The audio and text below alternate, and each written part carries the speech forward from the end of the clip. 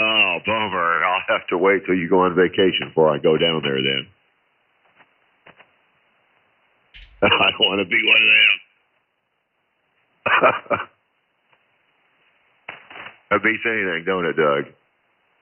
Oh, yeah. Oh, yeah. Hold on one second. I'm just switching audio here.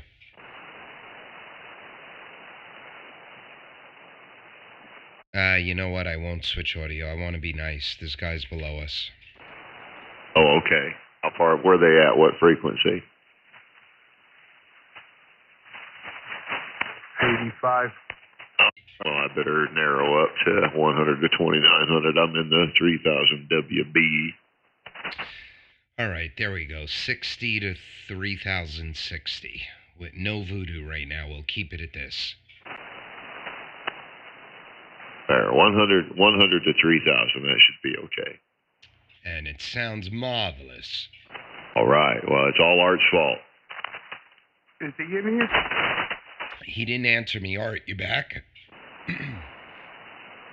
Well, whether he's back or not, it's still all Art's fault. Most of us are Art's fault. So, is this going to be a contest day or what? Not if I can help it.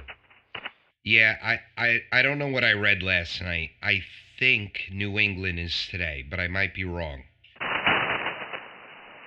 Okay. I'll squish them Yanks like bugs. No offense intended, Doug. I'm a Southerner by heart.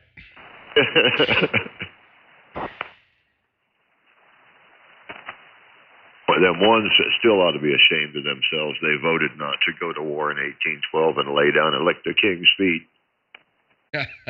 Yeah, they did. They did. Man, the voting doesn't seem to have changed. Oh, yeah, there was somebody on one of the local things here like Cleveland.com or I forget what it was, and they were disparaging people that moved from Appalachia up here to Cleveland, saying how they were descendants of people from Connecticut. And boy, I cut them to the bone. Well, there used to be some backbone up here, like when we went to war over a 3% tax on tea. Uh-huh. That's even north of me. Yeah, I reminded him of 1812, and if it wasn't for the fact of Kentuckians, you all would still be drinking tea and speaking the Queen's English. Yep. Now we're far from that.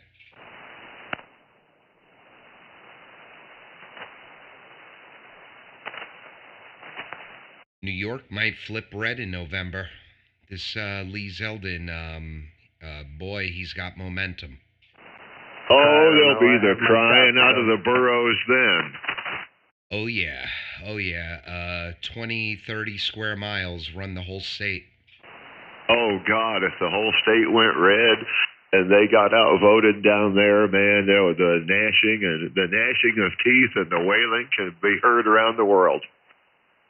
Oh, yeah.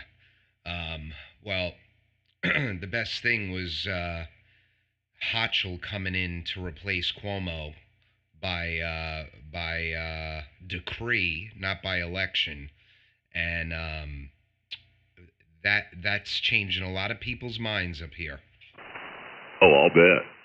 Well, from what I understand, Cuomo was going to make a comeback. He's planning to come back. Yeah, Attorney General. I wouldn't give him dog catcher. Well, you can't prosecute yourself, so that's got to be his motivation.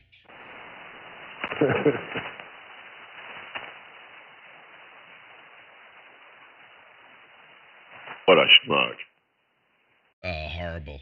CDC yesterday or 2 days ago quietly updated the pediatric deaths from COVID and lowered them. They were almost non-existent before that.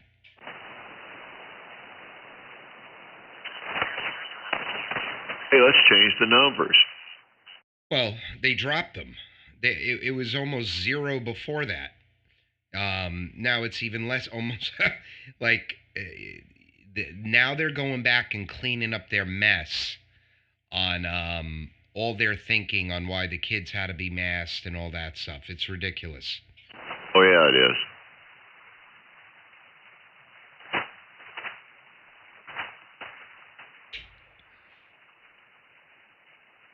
Yeah, like I said, Doug, I have my doubts about New York going red. I don't think it's going to happen. There's too many liberals. Oh, I have my doubts too. I'm cautiously optimistic though. Yeah. Plus, you had a large exodus of Republicans who leave the state and independents.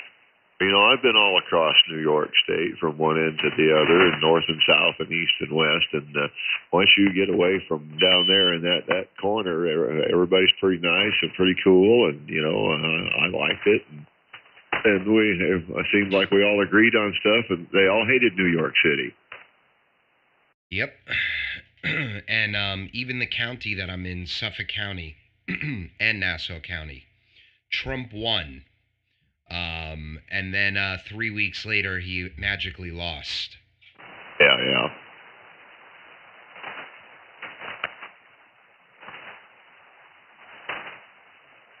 When I lived there back in the day, it was red.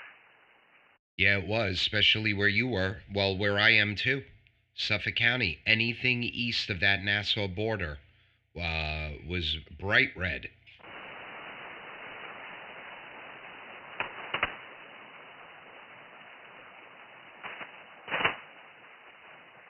That was many, many moons ago.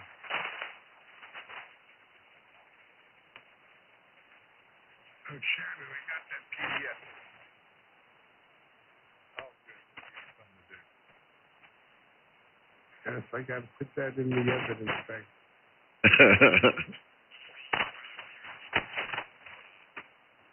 No, Art found a good article about bandwidth and pass band and when you're at the edge of the band and everything we've been saying is, you know, this has been said before and proven before.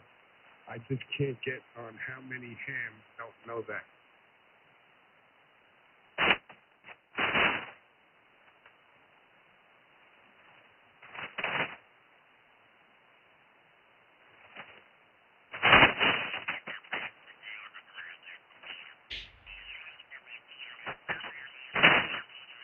Oh, that guy's dirty down there. Yeah, there's even audio in his IMD. I can only think that they go in those radios with their screwdrivers trying to either get more power out or something. I don't get it. It's gotta be, you know, it's gotta be improper amp tuning. That's the only thing I think it could be. Because you know, we joke about Yaesu and Flex and all that. These are modern transceivers. They're not that dirty. It's all user error. Well, I think when you hear them like that, though, it's the equipment. The amp is only amplifying what he's already doing. It may be on a smaller scale of a whole lot, so when he puts that amp to it, plus the amp probably doesn't have great filters. Amplifying what that transceiver is putting out. Yeah, he can turn, you know, a lot of rigs, you can turn the audio all the way to the right, and you're not going to go up the band like this guy's going up the band. This is either a misalignment old radio or a real old radio, or a misalignment on an older radio, or they went in there with a screwdriver. The old potentiometer turn. Right.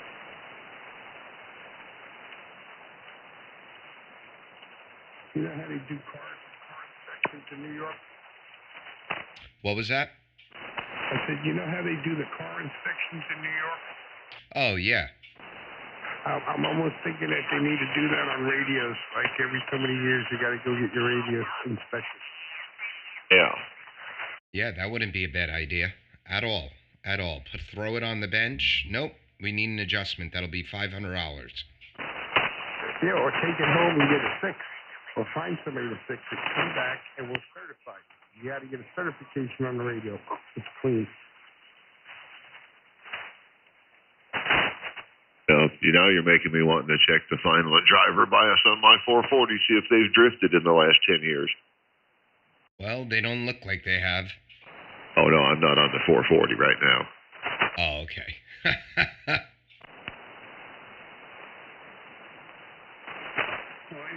everybody can look at what you're doing with a pan adapter and tell you.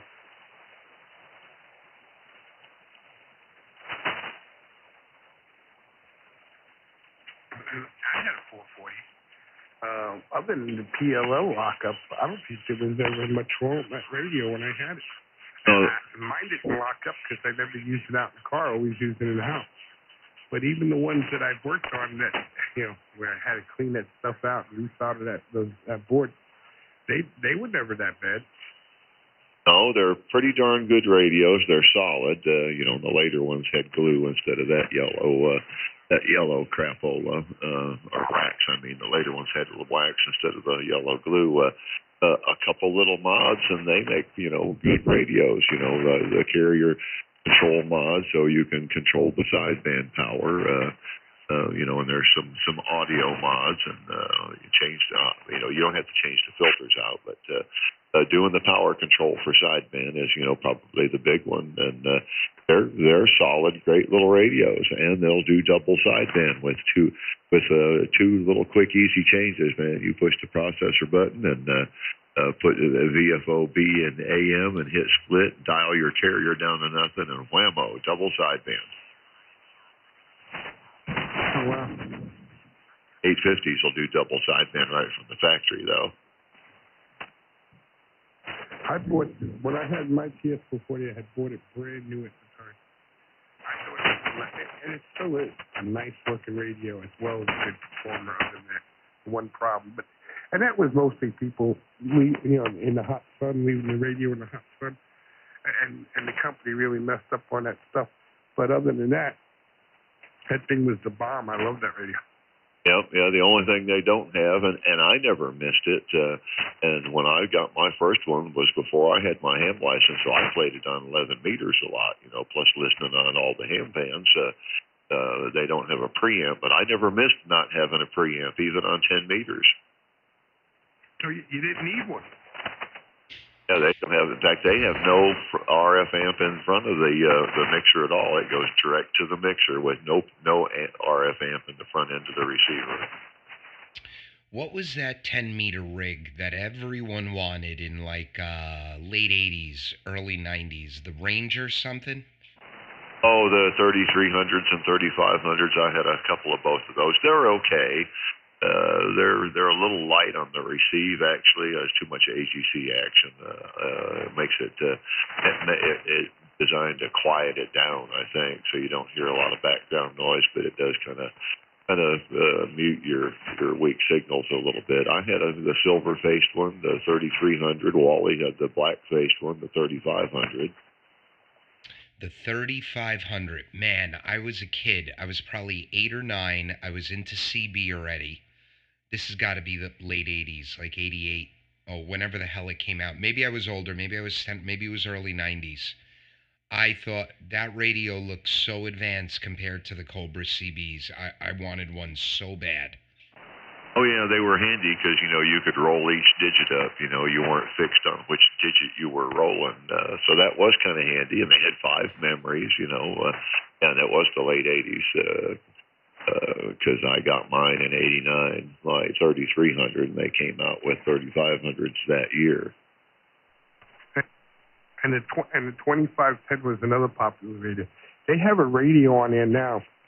It does it's a CB. They call it a 10-meter radio. It does 400 watts. It's a mobile radio. Oh yeah, they've had that. Galaxy has had their cheap ass 10-meter radio doing a couple hundred watts now since the early 2000s. They've had a couple different versions. Ranger AR 3500, $700 on eBay. Yep, RF Limited. That was Sam. I'm trying to think of Sam's last name. He passed away here about 5 years ago, and his son's name Eric. They own Magnum radios and RF Limited and a couple of little brand names.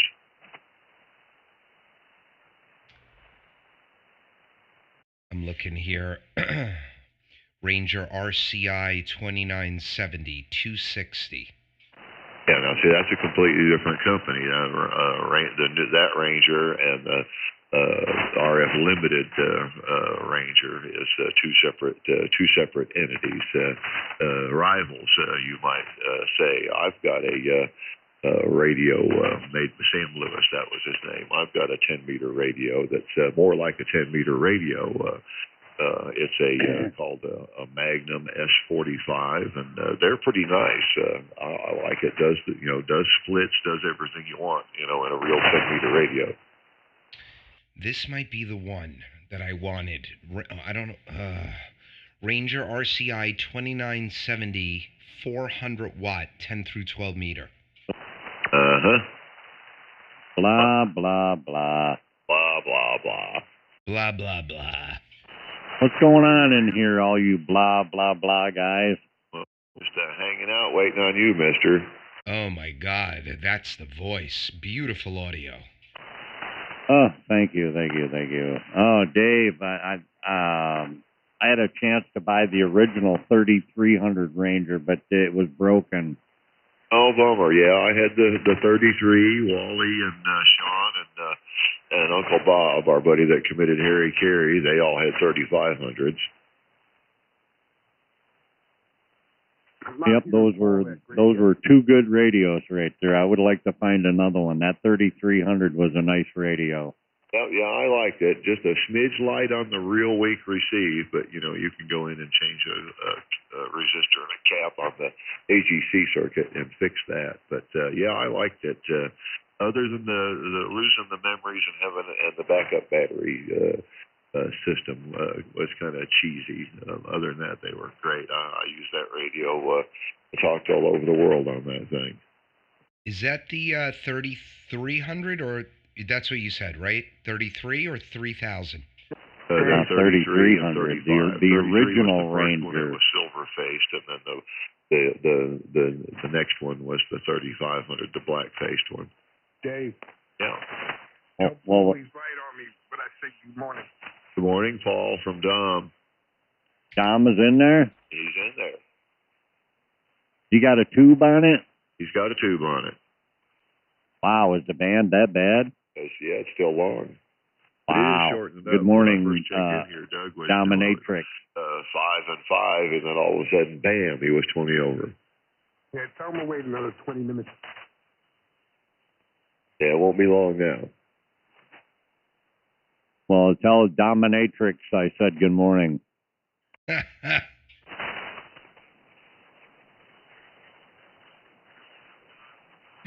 Dom, you're 5 and 9 up here. Paul and Dave, you guys are like 10 over. Everyone's sounding good. Holy cow, should I turn the amp on? Talking, but I couldn't make him out. What do you think? Yeah, turn the amp on, Paul. Put a transistor in it. It is on.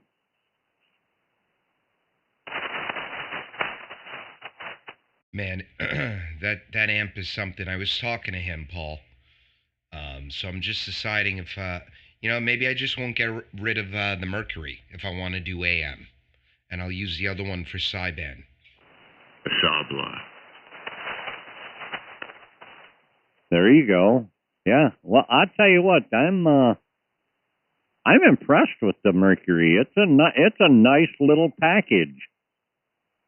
I saw in your photo. I didn't know you had one. When did you get it? Thursday. Oh, brand new. Did you assemble it, or did you get the assembled one now?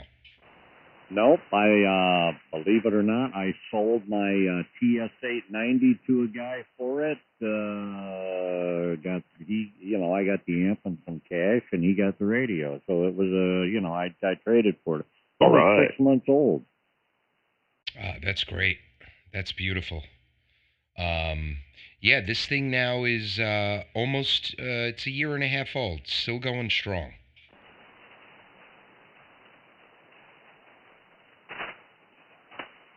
You had it that long?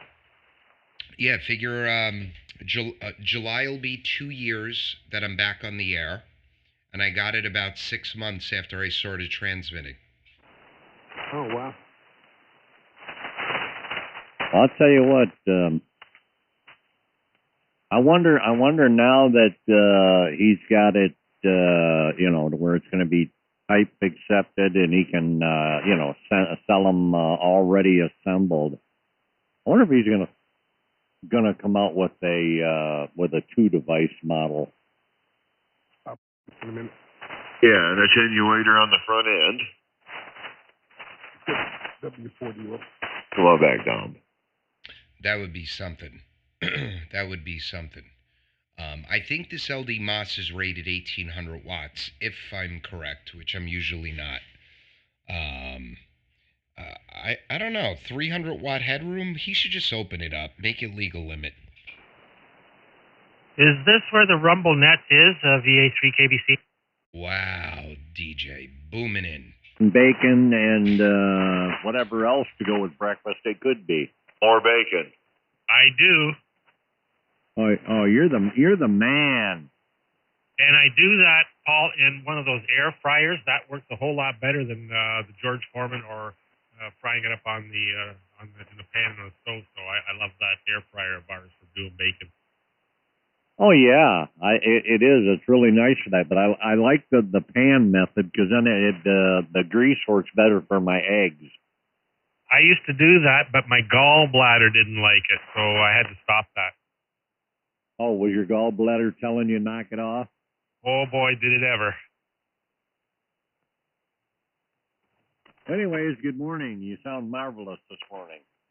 Well, thank you. You guys do too. Got up and it's my first cup of coffee, and I'm not even hungry yet. I don't know why. That's unusual for this time of the day. But anyhow, continue on, gentlemen. I'm going to do some reading here. All right, guys, I'm going to get out of here. I hope you guys have a beautiful, blessed Sunday. Take care. KB2UKA. Where are you going with that nice audio? Yeah. Where are you going, Doug? The young lady in the home, the other young lady, my daughter, requires my attention right now. And she's laughing right behind me. So say hello, Jillian. Hi. Hello. Hey, Jillian, how old are you? I'm 8 years old. All right, 8 years old. Do you want to be a ham? Yeah. When are you going to take your test, you think? I don't know, June. June? You're going to get the book soon. Is it second grade or third grade? Oh. I'm in 3rd grade. Oh, okay. I liked third grade. I had Mrs. Westland. She was a nice teacher. My teacher is Miss Hogan. I love her. If she becomes a ham and takes over the radio, Doug, she'll be taking over the radio. Dad, talk. Probably. Who's the boss of the house? Mom. And besides Mom? Mom. See, she knows. You know, I heard some guy on the radio the other night telling everybody that his wife was a ham, and they were getting married. And I said, man, that's a bad idea. If she comes in there, she'll take over the shack. You'll never get on again. Say, I'm going to take over the shack. I'm going to take over this shack. Well, I'll tell you what, she's got a radio voice right now. Thank you. Say 73, guys. 73, guys. All right, guys. Have a great day. I'll talk to you later. Yeah, have a good one. Have fun. Don't make him work too hard, Jillian. He said, don't make me work too hard. Okay. 73, KB2UK clear. Hey, Jillian, have him put in some overtime. Us disabled people need a raise. Work him like a borrowed mule. You laugh good. So, her brother's got a birthday party today that my wife's taking him to. So it's going to be a daddy-daughter day today. Go ahead. We're going to Five Below to get a box of fidgets. So, gentlemen, I don't know if you're aware of this, but we dropped the ball on a very good business idea. They sell these little rubber squares. They're called poppets, and all they are is like a dimple, and you pop it in and you pop it out, and they're $20 a pop, and these kids are buying them in the droves. Oh. Kind of like the pet rock? Kind of like that. kind of like it. It's just a little piece of rubber. They come in different shapes, and they have like 10 dimples or 20 or 30. And you just pop them in and out, and they collect them. Go ahead. They probably got the idea from that plastic bubble popping thing that kids love to pop. Yeah, bubble wrap. Yeah. Bubble wrap. All right, guys, for real, I'm out. KB2UK clear. Take care. What do they get for these things? $20. For the ones that are like 5x5, those go for $20. Then they have ones that are 10x10, but then they have very little ones, like 3x3. Those are like $8. Good Lord, you could be raking in the cash.